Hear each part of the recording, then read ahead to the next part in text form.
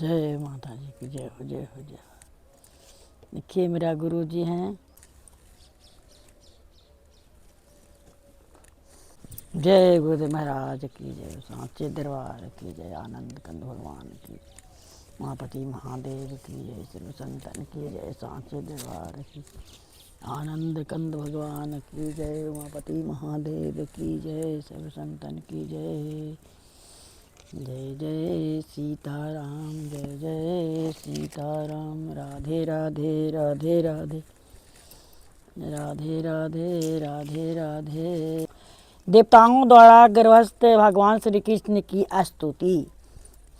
राजा कंस ने न केवल जदु भोज तथा अंधक वंशों के राजों तथा सूरसेन के राज्य को अपने अधिकार में कर लिया, अपितु उसने अन्य आसुरी राजाओं से मैत्री भी प्रस्थापित की। उसके नाम है प्रलभ, वक्र, चाणूर, तृणावर्त, अघासुर, मुष्टिक, अरिष्ट, द्रविड़, पुतना, केसी तथा धेनुक।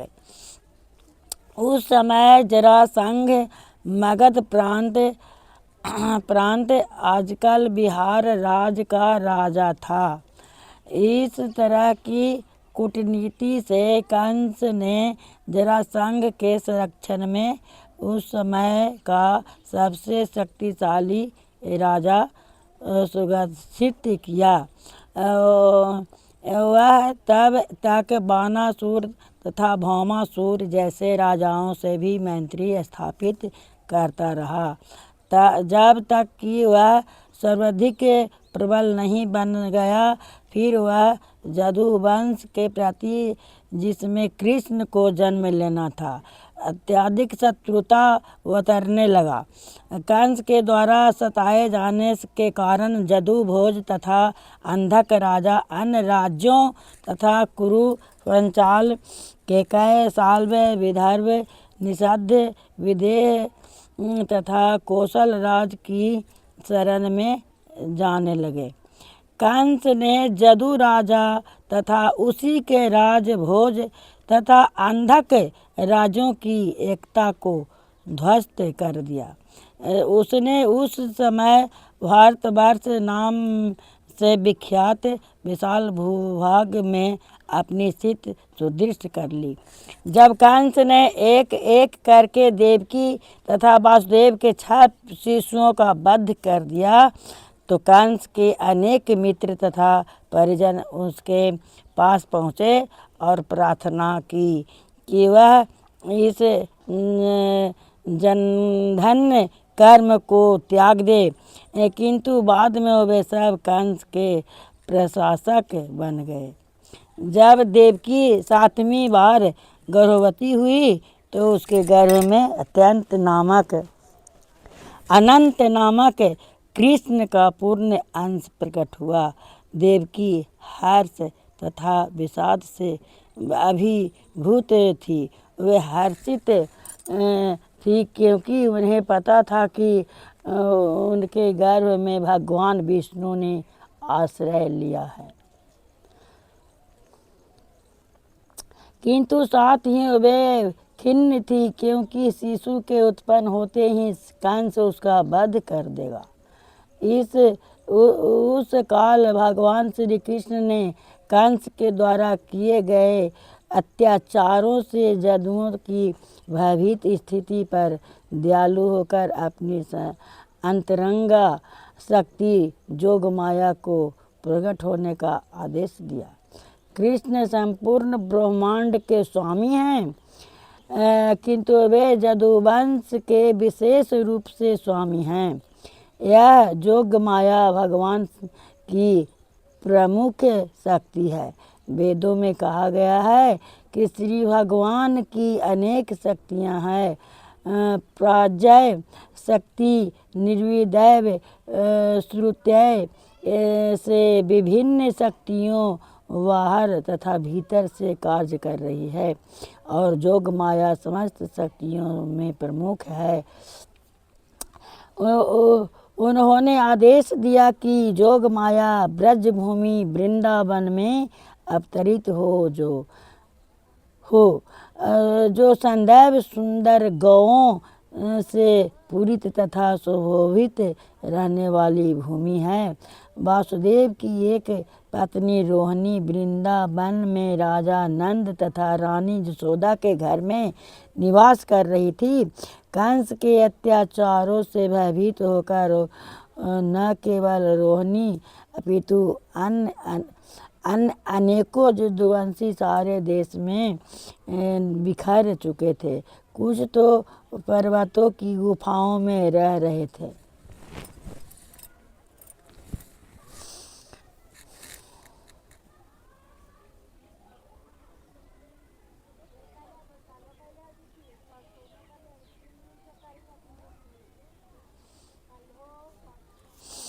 तब भगवान कृष्ण जोग माया से उस प्रकार बोले, देवकी तथा वासुदेव कंस के कारागार में बंदी हैं और इस समय मेरा पूर्ण अंश शेष देवकी के गर्भ में है। तुम शेष देवकी के गर्भ में रोहिणी के गर्भ में स्थापित कर सकती हैं। इस व्यवस्था का बाद में अपनी समस्त शक्तियों के सहित स्वयं देवकी के गर्भ में अवतरित होने जा रहा हूँ। फिर मैं देवकी तथा वासुदेव के पुत्र के रूप में प्रकट होऊंगा।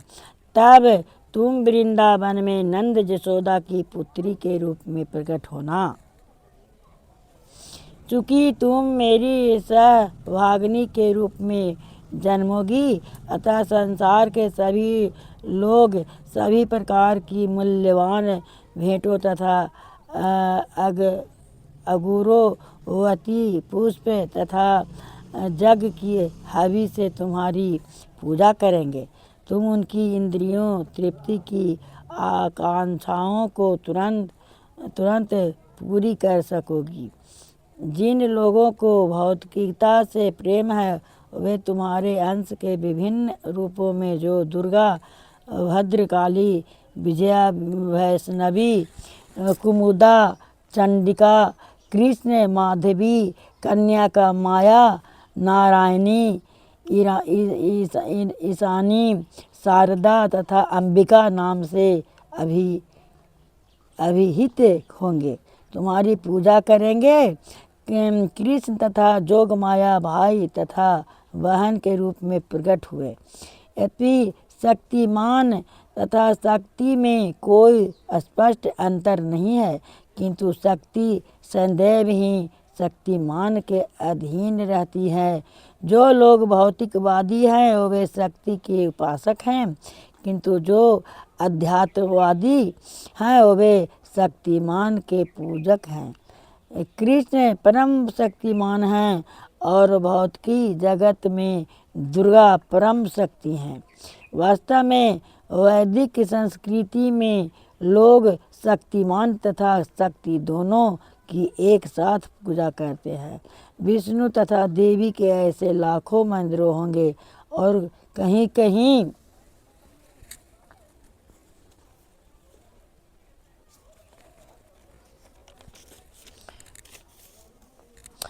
कहीं तो इन दोनों की एक साथ पूजा की जाती है।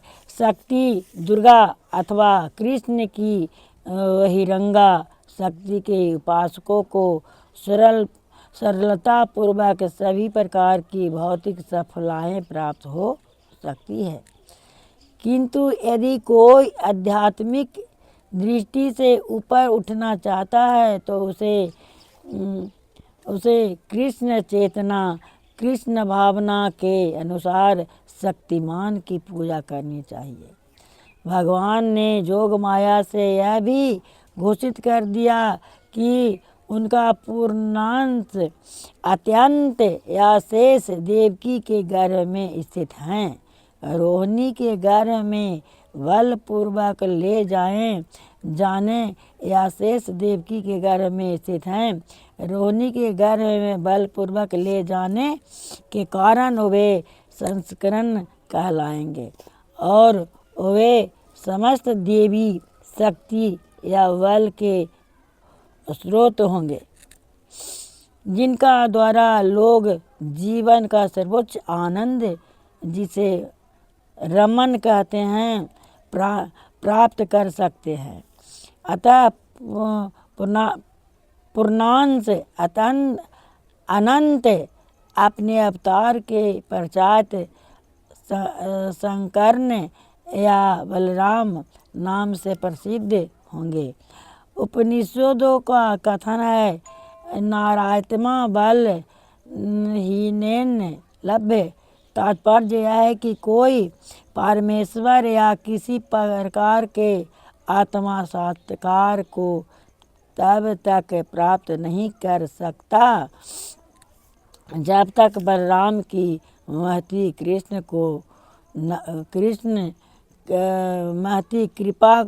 कृपा बलराम की महती कृपा न हो।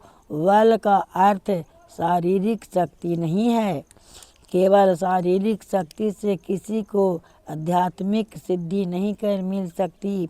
जिसमें आध्यात्मिक शक्ति होनी चाहिए, जो बलराम या संस्करण द्वारा प्रदर्शित की जाती है, अनंत या शेष वह शक्ति है जो समस्त लोगों को उनकी स्थिति में धारण किए रहती है। भौतिक रूप से धारण करने की यह शक्ति गुरु वातकरण कहलाती है, किंतु वास्तव में यह संस्करण शक्ति का ही प्रदर्शन है। बलराम या संस्करण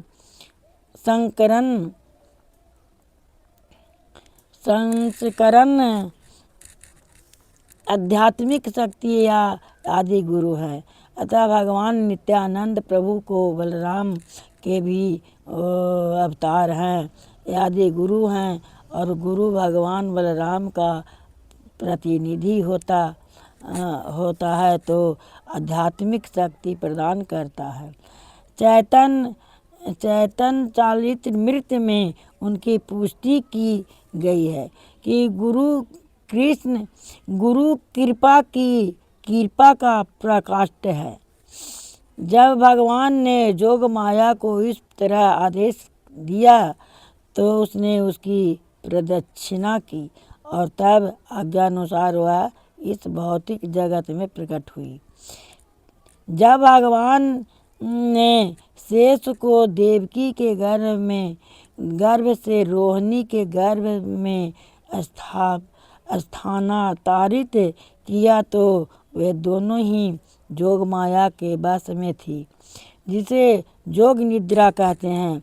जब ऐसा हो चुका तो लोगों ने समझा कि देवकी का 7वां गर्भ विनष्ट हो गया। इस तरह यद्यपि बलराम देवकी के पुत्र रूप में अवतरित हुए, किंतु रोहिणी के गर्भ में स्थानांतरण किए जाने के कारण उसके पुत्र कहलाए। इस अवस्था के बाद उसने निष्काम भक्तों में अपनी सारी शक्तियों को स्थापित करने के लिए सदैव तत्पर रहने वाले श्री भगवान कृष्ण ने संपूर्ण सृष्टि के स्वामी के रूप में वासुदेव के मन में प्रवेश किया। इस प्रसंग में यह ज्ञातव्य हो कि भगवान कृष्ण पहले देवकी के निष्काम हृदय में प्रविष्ट हुए। वे देवकी के गर्भ में वीर्य द्वारा स्थापित नहीं हुए थे।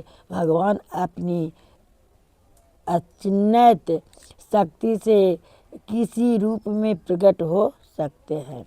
उनके लिए अनिवार्य नहीं है कि स्त्री के गर्भ में बीज क्षेपण द्वारा प्रकट हो। जब वासुदेव भगवान को अपने हृदय में धारण किए हुए थे तो वे उस देदीप्यमान सूर्य की भांति लगा रहे थे, जिसकी प्रखर किरणें असह्य हो और सामान्य जानों की सुलझाने वाली हो।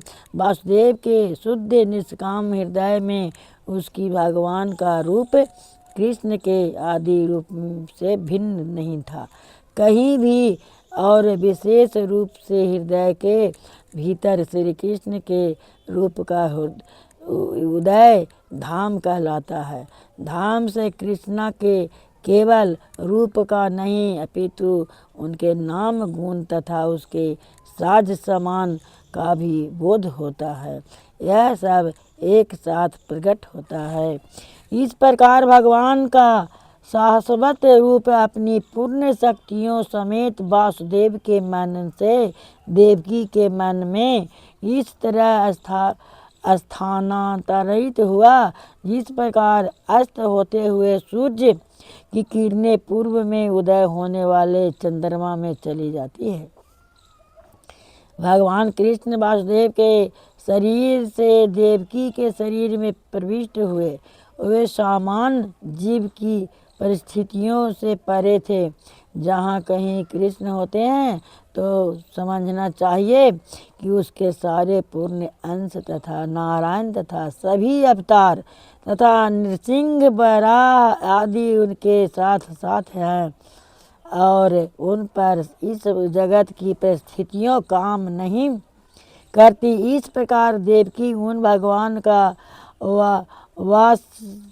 वास स्थान बन गई जो अद्वितीय है और सारी सृष्टि के कारण है। यद्यपि देवकी परम सत्य का वास स्थान बन गई किंतु कंस के घर के भीतर रहने के कारण वे सीमित अग्नि या दुरुपयुक्त विद्या की भांति दिखाई पड़ती थी। जब अग्नि किसी पात्र की दीवालों से आच्छादित रहती है तो किसी बंद घड़े में रखी जाती है तो अग्नि की प्रकाशमान किरणें नहीं दिखती। इसी प्रकार से वह दुरुपयोग ज्ञान जिसके सामान्य जनता को लाभ नहीं पहुँचता प्रसन्नित नहीं होता। इसी प्रकार देवकी कंस के महल के कारागार की दीवारों के भीतर रखी गई थी जिसे कोई भी उसके उस दिव्य सौंदर्य को देख नहीं सकता था जो उसके गर्भ में भगवान के आने से अत्यंत उत्पन्न हुआ था। किंतु कंस ने अपनी बहन के उस दिव्य सौंदर्य को देखा और वह तुरंत इस निष्कर्ष पर पहुंचा कि भगवान ने उसके गर्भ में शरण ले ली है। इसके पहले वह इतनी अद्भुत सुंदर कभी नहीं लगी थी। वह स्पष्ट रूप से समझ गया कि देवकी के गर्भ में कोई वस्तु अवश्य कुतूहलपूर्ण है। अतः कंस विचलित होने लगा। उसे विश्वास था कि भविष्य में भगवान उसका वध करेंगे और अब उसका आगमन हो चुका है। कंस सोचने लगा तब देवकी का क्या किया जाए उसने सोचने लगा। गर्भ में निश्चित रूप से विष्णु या कृष्ण हैं। अतः यह निश्चित है कि कृष्ण देवताओं की इच्छा पूर्ति करने के लिए आ गए हैं। यदि मैं तुरंत देवकी का वध कर भी दूं तो उसका उद्देश्य विफल नहीं होगा। कंस भली भांति जानता था कि विष्णु के उद्देश्य को कोई विफल नहीं कर सकता। कोई भी बुद्धिमान पुरुष जानता है कि भगवान के नियमों का अतिक्रमण नहीं किया जा सकता। सारे असुर चाहे कितने ही विघ्न क्यों न डाले भगवान का उद्देश्य पूरा होकर रहेगा। कंस ने सोचा यदि इस समय मैं देवकी को मारता हूँ तो विष्णु अपनी परम इच्छा को अधिक अधिक तीव्रता से लागू करेंगे। देवकी को इस समय मारना सबसे घृणित कार्य होगा। घृणित कार्य हो, भले कोई कितनी भी विषय परिस्थितियां में क्यों न हो, किंतु वह अपनी ख्याति भले कोई कितनी भी नष्ट करना नहीं चाहता। यदि इस समय मैं देवकी को मारता हूँ तो मेरी ख्याति नष्ट हो जाएगी। आखिर देवकी एक अबला है और वह मेरी शरण में है, वह गर्भवती है, और यदि मैं उसे मारता हूँ तो मेरी ख्याति जो मेरे जीवन भर के पुण्यों फल का समाप्त हो जाएगी। उसने आगे भी विचार किया, जो व्यक्ति आध्यात्मिक क्रूर होता है वह इसी जीवन काल में मृत तुल्य रहता है। क्रूर पुरुष अपने जीवन काल में किसी को प्रिय नहीं होता और उसकी मृत्यु के बाद लोग उसे कोसते हैं। अपनी देहात्म बुद्धि के कारण मनुष्य का पतन होता है और नरक के गहनतम भाग में ढकेल दिया जाता है। कंस ने उस समय इस प्रकार से देवकी के वध के पक्ष और विपक्ष पर विचार किया। अंत में कंस ने देवकी को तुरंत न मारकर अपरिहार्य भविष्य की प्रतीक्षा करने का निर्णय किया, किंतु उसका मन भगवान के प्रति शत्रुता से भर गया था। अतः वह धैर्यपूर्वक शिशु जन्म की प्रतीक्षा करने लगा। उसने वह उनका वध कर सके, जैसा कि उसकी देवकी के अन्य बालकों के साथ किया था। इस प्रकार भगवान के प्रति शत्रुता के सागर में निमग्न बैठते सोते चलते फिरते खाते काम करते जीवन की सभी अवस्थाओं में कृष्ण तथा विष्णु के ही विषय में सोचने लगा। उसका मन भगवान के विचार में इतना लीन हो गया कि उसे अपने चारों ओर विष्णु या कृष्ण का ही देखते। दुर्भाग्यवश यद्यपि उसका मन विष्णु के विचार में इतना लीन था, किंतु वह भक्त नहीं माना जाता, क्योंकि वह कृष्ण को शत्रु मानता था। महान भक्त के मन की दशा भी ऐसी ही होती है। वह सदैव कृष्ण में लीन रहता है, किंतु भक्त भगवान के अनुकूल सोचता है, प्रतिकूल नहीं। कृष्ण के अनुकूल सोचना कृष्ण भक्ति है, किंतु कृष्ण के विपरीत सोचना कृष्ण भक्ति नहीं है। उस समय उद्देश्य रूप में ब्रह्मा तथा शिव जी, नारद जैसे ऋषियों तथा अन्य अनेकों देवताओं के साथ कंस के घर में प्रकट हुए। वे भक्तों को अत्यंत प्रिय एवं उनकी कामनाओं को पूर्ण करने वाली चुनी हुई स्तुतियों के से भगवान की प्रार्थना करने लगी। उसकी पहली घोषणा थी कि भगवान अपने प्रण के सच्चे होते हैं, जैसा कि भागवत गीता में कहा गया है। श्री कृष्ण इस भौतिक जगत में पवित्रताओं की रक्षा करने तथा दुष्टों का विनाश करने के लिए अवतरित होते हैं। यही उनका प्रण है। देवता जान गए थे कि इस प्रण को पूरा करने के लिए उन्होंने देवकी के गर्भ में वास किया है। देवता परम प्रसन्न थे कि भगवान अपना वचन पूरा करने के लिए प्रकट हो रहे हैं। अतः उन्होंने उन्हें सत्यम परम कहकर संबोधित किया। प्रत्येक व्यक्ति सत्य की खोज में लगा है, यही जीवन की दार्शनिक रीति है। देवतागण सूचना देते हैं कि कृष्ण ही परम सत्य हैं। यदि कोई पूर्णतः कृष्ण भावित हो जाता है तो वह परम सत्य को प्राप्त कर सकता है। कृष्ण ही परम सत्य हैं। शाश्वत काल की 3 अवस्थाओं में सर्वोच्च सत्य सत्य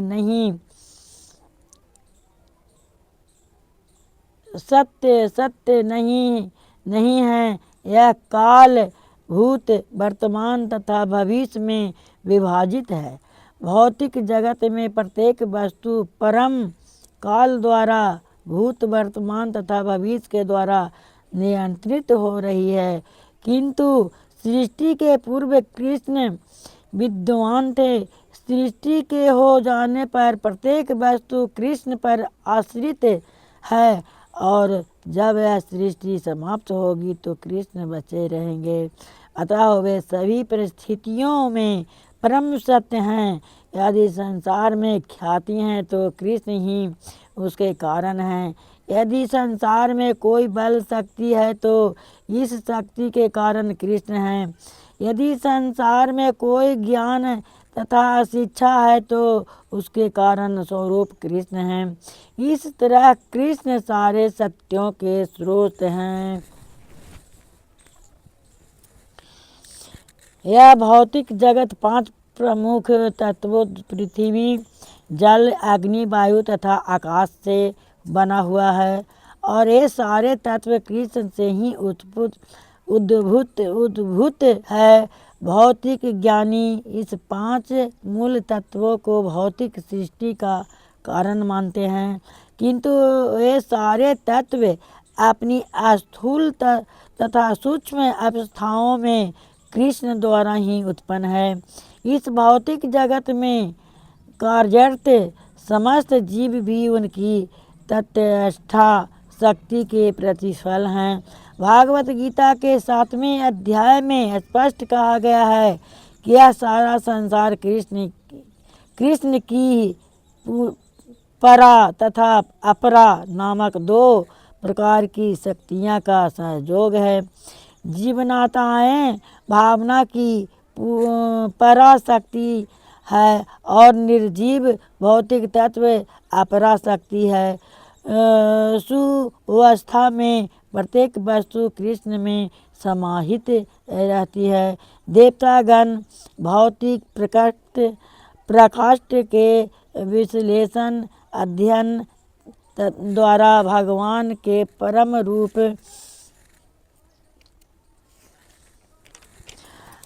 रूप की प्रार्थना करते रहें। यह भौतिक प्रकाष्ठ क्या है? यह एक वृक्ष के समान है। वृक्ष भूमि पर खड़ा रहता है, इसी तरह भौतिक प्रकाष्ठ रूपी यह वृक्ष प्राकृतिक रूपी भूमि पर खड़ा है। इस भौतिक प्रकाष्ठ की तुलना वृक्ष से ही की जाती है, क्योंकि समय आने पर वृक्ष को काट लिया जाता है। वृक्ष का अर्थ है कि जो अत्यंत काट लिया जाए। अतः भौतिक प्रकाष्ठ का यह वृक्ष परम सत्य नहीं माना जा सकता है। इस पर काल का प्रभाव पड़ता है, किंतु कृष्ण का शरीर शाश्वत है। वे भौतिक प्रकाष्ठ सृष्टि के पहले भी विद्यमान थे, भौतिक जगत के होने पर भी विद्यमान हैं, और जब इसका विलय हो जाएगा तब भी वे विद्यमान रहेंगे। कठोपनिषद में भी प्राकृतिक रूपी भूमि पर खड़े हुए भौतिक जगत रूपी वृक्ष का उदाहरण मिलता है। इस वृक्ष में 2 प्रकार के फल होते हैं, सुख और दुख। इस शरीर रूपी वृक्ष में रहने वाले प्राणी 2 पक्षियों के समान होते हैं। इनमें से एक पक्षी कृष्ण का अंतर्जामी स्वरूप है, जो परमात्मा कहलाता है, और दूसरा पक्षी जीव है। जीव जिस भौतिक जगत के फलों को खा रहा है, कभी यह सुख का फल खाता है तो कभी दुख का फल, किंतु दूसरा पक्षी सुख या दुख के सुख या दुख फलों को खाने में रुचि नहीं लेता, क्योंकि वह आत्मा तुष्ट है। कष्टोनिष्ठ में कहा गया है कि इस शरीर रूपी वृक्ष का एक पक्षी फल फल फल खा रहा है और दूसरा केवल साक्षी के लिए। इस वृक्ष की जड़ें तीन तीन दिशाओं में फैली। उसका अर्थ है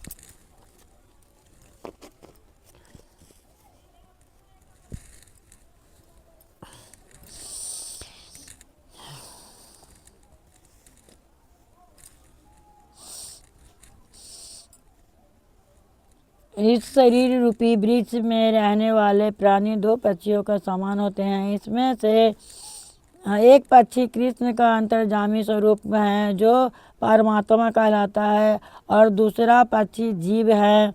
जीव इस भौतिक जगत के फलों को खा रहा है। कभी यह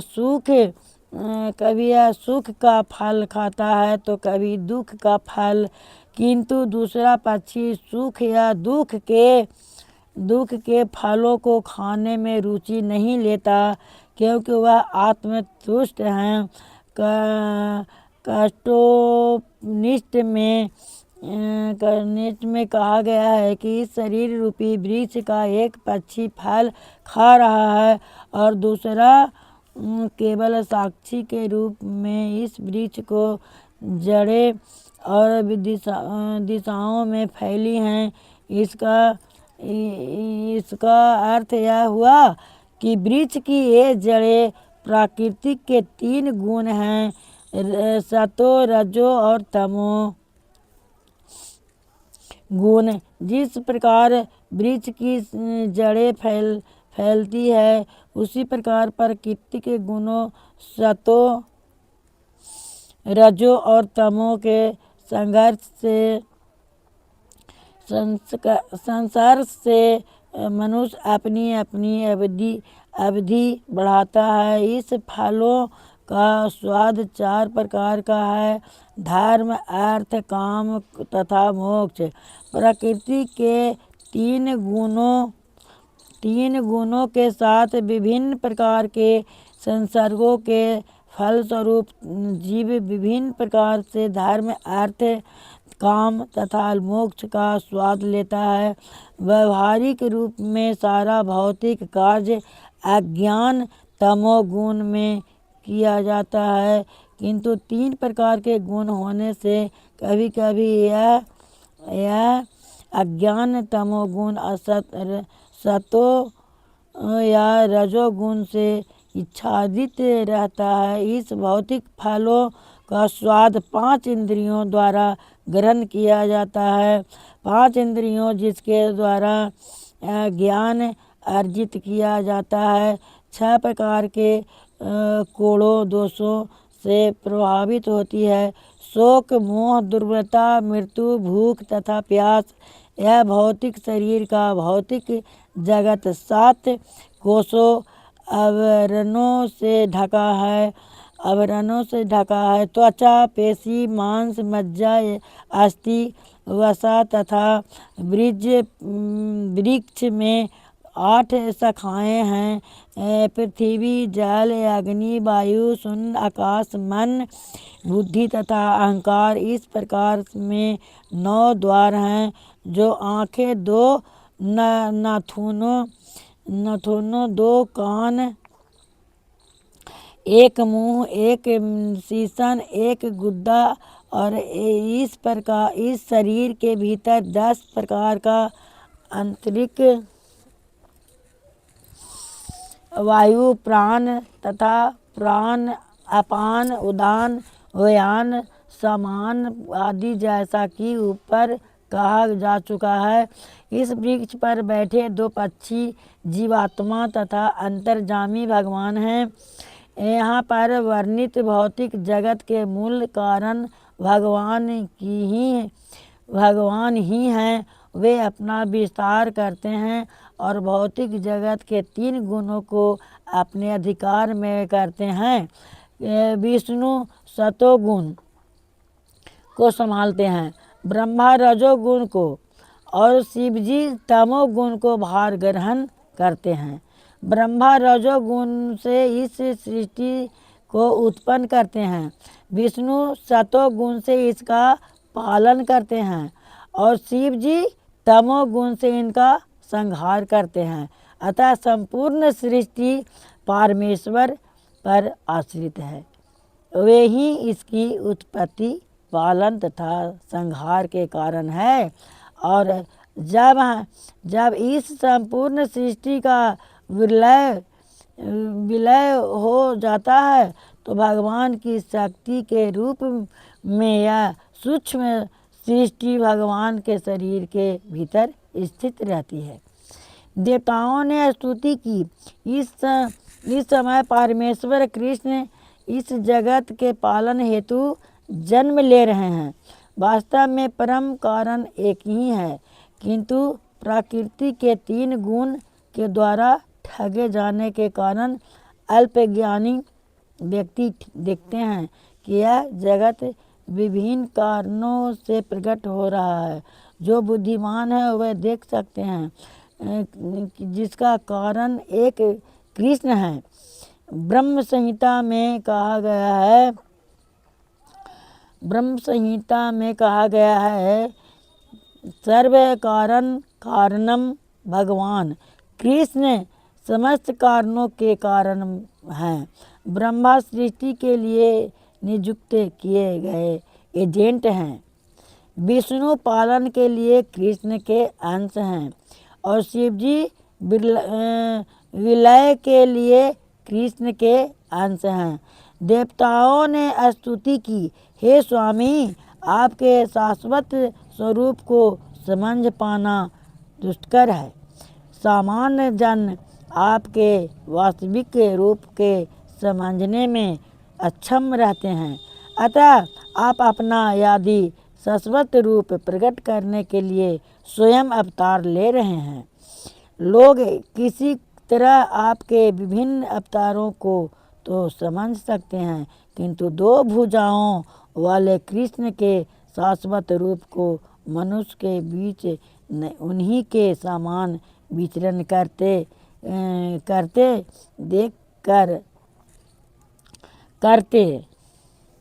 देख कर वे उलझन में पड़ जाते हैं।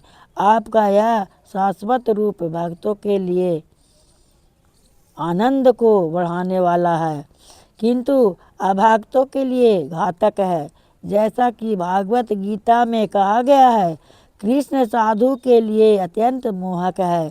कहा गया है, पवित्रता नय साधु नाम, किंतु यह रूप असुरों के लिए घातक है, क्योंकि कृष्ण असुरों के वध के लिए अवतरित होते हैं।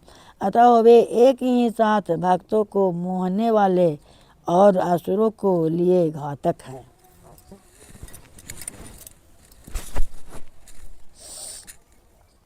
हे कमल के समान नेत्रों वाले प्रभु, आप शुद्ध सल्व के स्रोत हैं। ऐसे अनेक ऋषि हैं जिन्होंने केवल समाधि के द्वारा या आपके चरण कमलों के आध्यात्मिक ध्यान के द्वारा और इस तरह आपके विचार में लीन रहकर प्रस्तुति द्वारा उत्पन्न किया।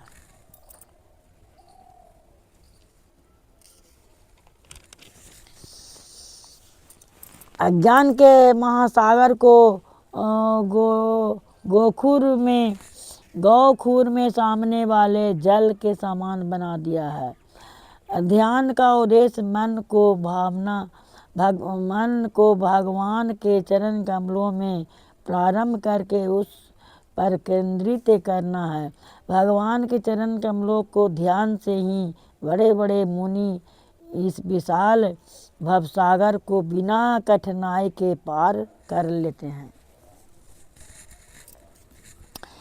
हे स्वयं प्रकाशित जिस महान संतों ने आपने चरण कमलों की दिव्य नाभ के सहारे अज्ञान सागर को पार कर लिया है, वे उस नाभ को आपने साथ लेते नहीं गए, वह अब भी इस पार पड़ी हुई हैं। देवतागण एक उत्तम उपमा का प्रयोग कर रहे हैं। यदि कोई नाव द्वारा नदी पार करता है तो वह नाव को उस पार ले जाता है। अतः जब वह अपने लक्ष्य में पहुंच जाता है तो फिर वही नाव किस प्रकार उस लोगों के लिए उपलब्ध हो सकती है जो इस ओर प्रतीक्षा कर रहे हैं कि कठिनाई का उत्तर देने के लिए देवता अपनी प्रस्तुति में कहते हैं कि यह नाव नहीं जाई जाती।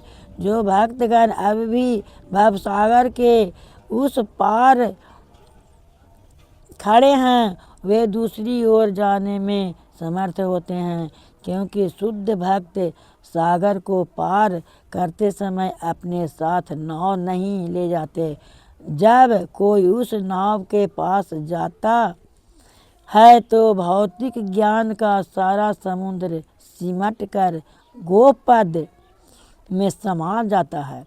अतः भक्तों को दूसरी ओर जाने के लिए नाव की आवश्यकता ही नहीं पड़ती, वे तुरंत समुद्र पार कर लेते हैं। चूँकि महान साधु पुरुष समस्त बुद्धिजीवियों के प्रति दयालु होते हैं, अतः नाव तब भी भगवान के चरण कमलों को पास पड़ी रहती है। कोई किसी समय उनके चरण बिंदों का ध्यान करके भवसागर को पार कर सकता है। बोलो श्री कृष्ण भगवान की जय। ध्यान का अर्थ है भगवान के चरण कमलों पर एकाग्रता। चरण कमल भगवान के सूचक हैं। निर्विशेषवादी हैं, वे भगवान के चरण कमलों को नहीं मानते, अतः उनके ध्यान का विषय निराकार होता है। देवों का यह पक्का निर्णय है कि जो लोग शून्य या निराकार का ध्यान करने में रुचि रखते हैं वे अज्ञान के सागर को पार नहीं कर सकते। ऐसे लोग केवल यही सोचते हैं कि वे मुक्त हो चुके हैं। हे कमल नेत्र प्रभु, उनकी बुद्धि कल्पग्रस्त हो चुकी है, क्योंकि वे आपकी चरण कमलों का ध्यान करने में सफल रहते हैं। इस अपेक्षा भाव के कारण निर्विवादी संसार के बुद्धि जीवन में पुनः आ गिरते हैं। भले ही कुछ काल के लिए वे निराकार साक्षात्कार के पद पर पहुंच चुके होते हैं। निर्विशेषवादी कठिन तपस्या करने के बाद ब्रह्म तेज में लीन हो जाते हैं, किंतु उनके मन भौतिक कल्पज में से युक्त नहीं हो पाते। वे चिंतन की भौतिक विधियों का निवेश मात्र करते रहते हैं। इनका यह तात्पर्य कदापि नहीं है कि वे मुक्त हो चुके हैं, इस तरह के वे नीचे गिर जाते हैं। भागवत गीता में कहा है कि निर्विशेषवादी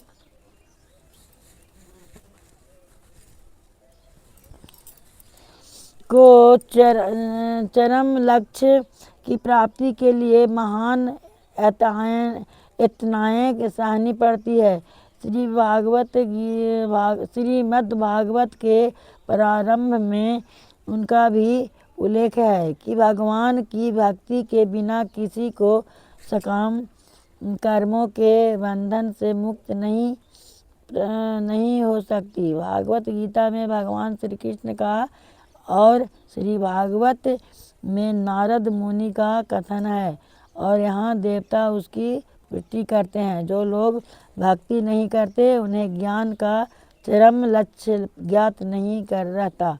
ऐसे लोगों को आपकी कृपा प्राप्त नहीं होती। द्वेषवादी केवल यही सोचते हैं कि वे मुक्त हैं, किंतु वास्तव में उसकी भगवान के लिए कोई भावना नहीं होती। वे सोचते हैं कि जब कृष्ण इस जगत में आते हैं तो वे भौतिक शरीर धारण करते हैं। इस प्रकार वे कृष्ण के दिव्य शरीर को उपेक्षा कर लेते हैं। भागवत गीता में उसकी पुष्टि हुई है। अब जानन्ति मां मूढ़ो फलतः। निर्विवादी भौतिक वासना पर विजय पाने तथा मुक्ति तक पहुँचने के बजाय नीचे गिर जाते हैं। यदि वे ज्ञान के लिए वस्तुओं को ही जानने में व्यस्त रहते हैं और भगवान की भक्ति नहीं करते हुए उन्हें वांछित फल प्राप्त नहीं हो सकता। उसके हाथ लगता है, केवल उसके द्वारा उठाए गए कष्ट, उसमें अधिक कुछ नहीं। भागवत गीता में स्पष्ट कहा गया है कि ब्रह्म साक्षात्कार ही सब कुछ नहीं है। ब्रह्मा साक्षात्कार स्वरा भौतिक आसक्ति या विरक्ति के बिना भी मनुष्य प्रसन्न रह सकता है तथा स्वभाव के पद को प्राप्त हो सकता है, किंतु इस अवस्था के बाद भक्ति करनी ही होती है। इस मनुष्य ब्रह्म साक्षात्कार पद तक उठ जाने के बाद भक्ति करता है।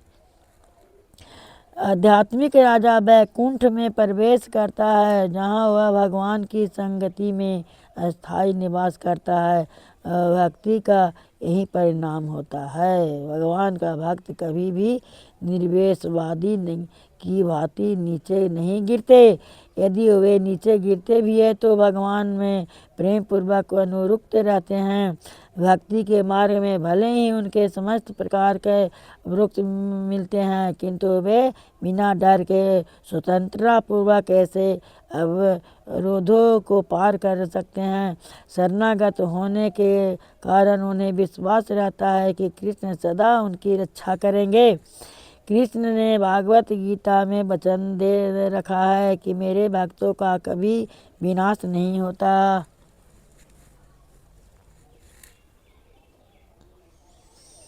बोलो श्री कृष्ण भगवान की जय, सांचे दरबार की जय। कृष्ण अवतार हो गया है तो सुन लीजिए वो सोहर गीत। कहाँ मनी कृष्ण जी जलमलेलन कहाँ बधिया बाजिया ललना कहाँ मानी बजय बधैया त कृष्ण जी जलमलन हो सखिया कहाँ मानी बनैया त कहाँ बनैया मानी। मथुरा में कृष्ण जी जलमलेलन गोकुल में पालन झूलियो। मथुरा में कृष्ण जी जलमलेलन गोकुला पलन झूलियो।